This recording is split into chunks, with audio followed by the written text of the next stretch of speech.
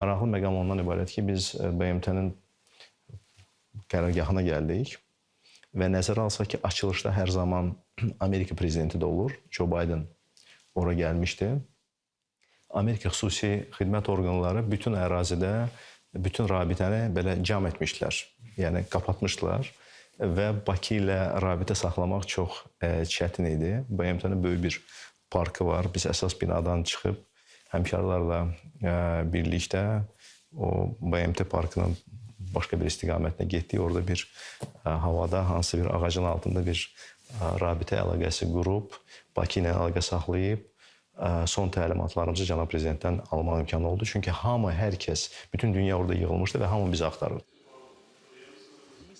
Hamı bizi axtarırdı, hər kəsin bizdən bir gözləntisi, kiminsə tələbi, kiminsə sərt sözü, kiminsə demək ehtiyacı var idi.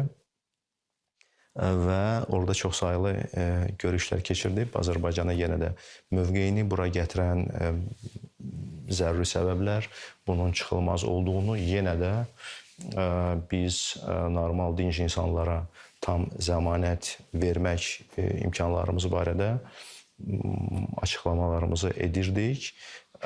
Bəlli bir vaxt çəkdi. Ayın 21-nə artıq BMT Təhlükəsizlik Şurasının iclası təyin olundu bu məsələnin müzakirəsi üçün. Biz New Yorkda idik, həmin iclasda iştirak etdik. Bu 21-də olanda artıq bütün məsələlər həllini tapmışdı. Qanunsuz silahlı birləşmələr, tək silah olunması barədə qərar var idi.